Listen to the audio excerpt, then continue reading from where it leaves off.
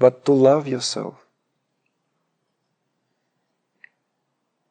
You have to be able to see your God in the other.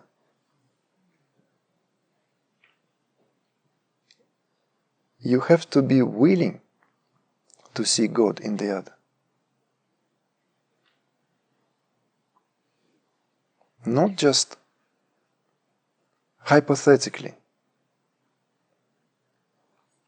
but just look at someone not as an object of your attention, but as your own divinity happened to be right in front of you.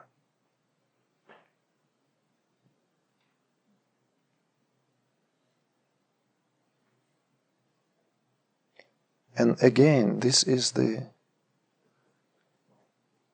one of the prerequisites, unless we have that predisposition, unless we understand that it's not something like a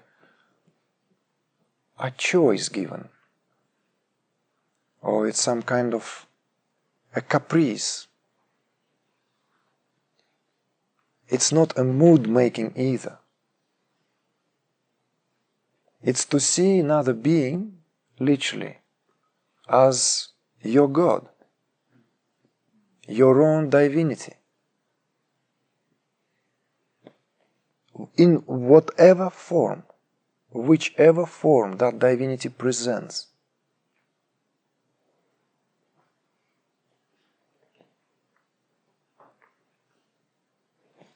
Great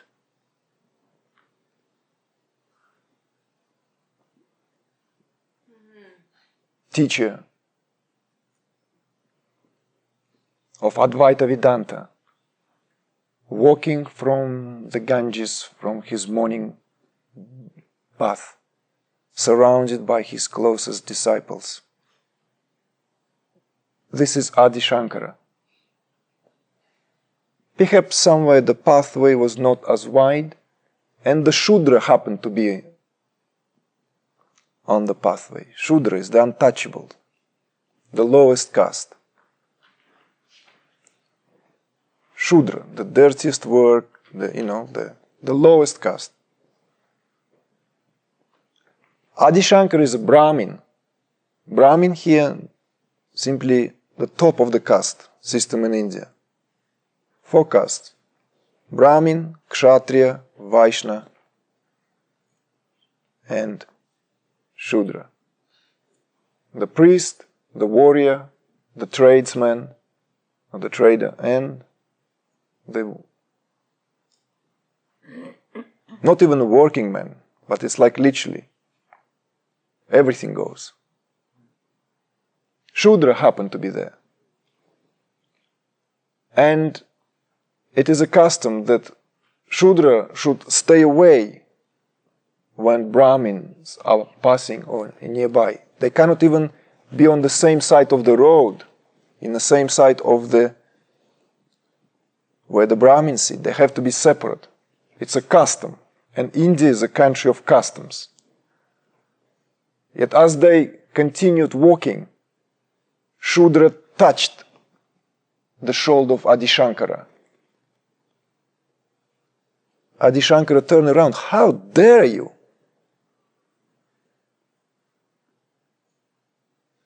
Meaning, how dare you even to walk as I'm walking, let alone touch me with your filthy body?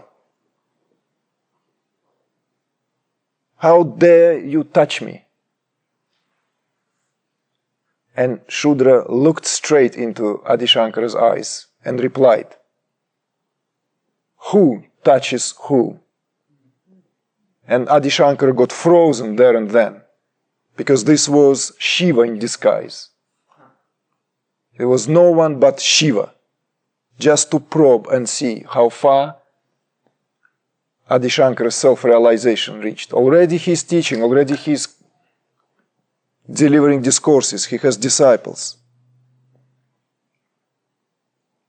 There and then, full prostration.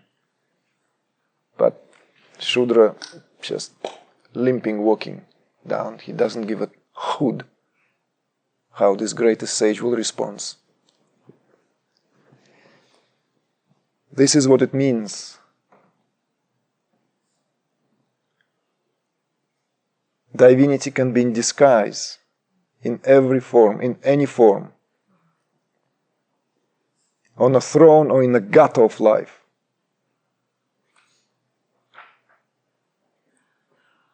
And unless we have that already as a predisposition, then it's so much easier to have our own divinity being reflected back to us. It's just that simple. Unless we are willing to see divine outside of us in someone else, it's easier to do it in a tree, because the tree doesn't talk back to us, doesn't tell us what to do or not to do, doesn't place any demands on us, especially if this tree doesn't even grow in our garden.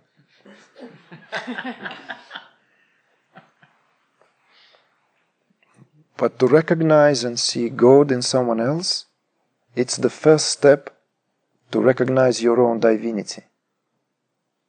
It's already a step made towards your own divinity, because still life lived in this relationship of subject and object. There is still this subject and object. So if in that relationship this quality has been added and introduced, then by virtue of that relationship, by virtue of the dynamics, by virtue of the creative tension, this, what we are willingly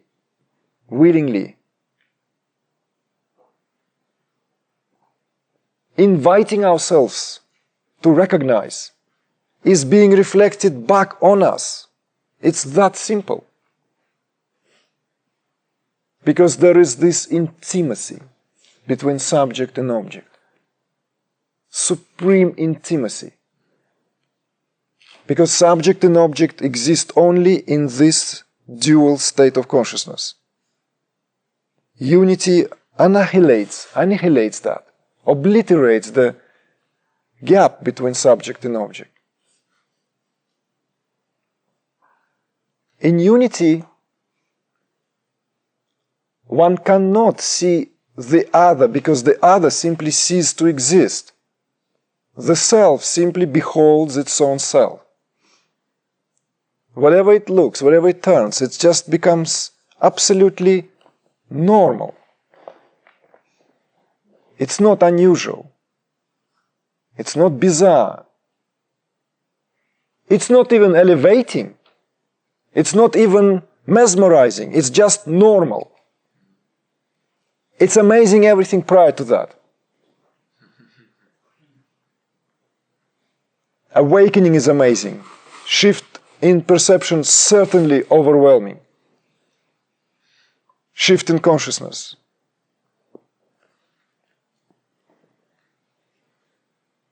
Long road of refinement of perception. Still filled with amazing things. There is refinement. Everything is being perceived.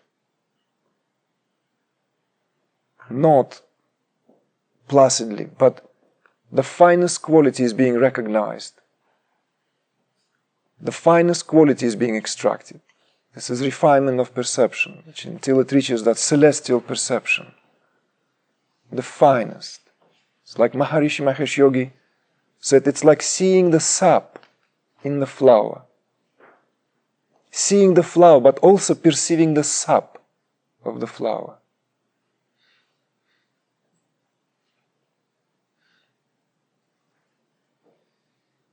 But in unity, there's nothing to write home about. No one to write to. No postman to deliver. no postcards, no messages, no FaceTime, whatever else there is.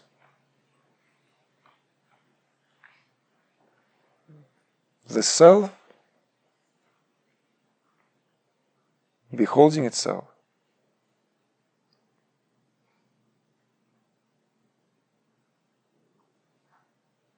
Maybe there is some faint remnants of wonder, why is it, wow, in so many forms. Amazingly. But even that doesn't last long. It's the story of it's a Zen story when enlightened disciple smacks enlightened teacher on the face. Is this all about? Whack. Is what it's all about? He probably received so many whacks before. He's only glad to like. Don't try it yet.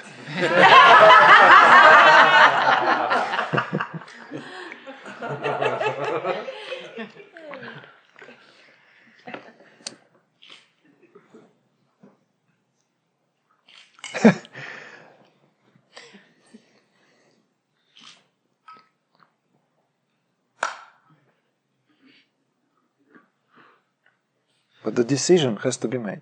The decision has to be made. I am willing to see God outside of me in the other. Because that God reflects my own divinity to me back. It doesn't matter in what form.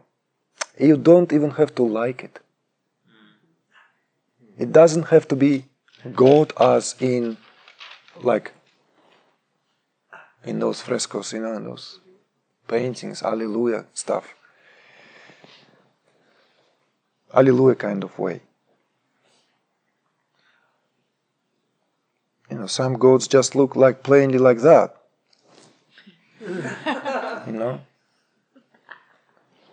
Like this. Like that. It's divine. Why not to recognize that? Why not to embrace that? It's part of your own self. That's why, again, tantric spirituality is so rich. So rich. Because it removes these preconceived ideas of what divine is supposed to look like. Instead, it presents the richness of what divine is.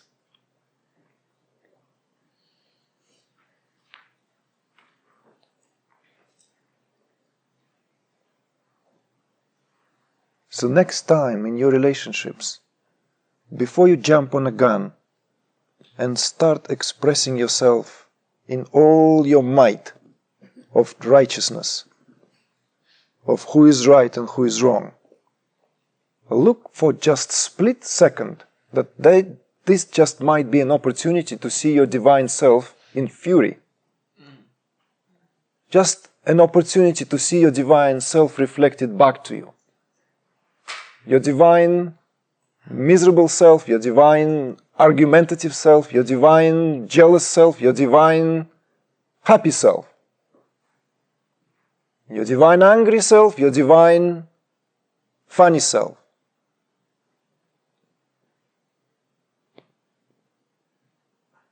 Comma and keep adding.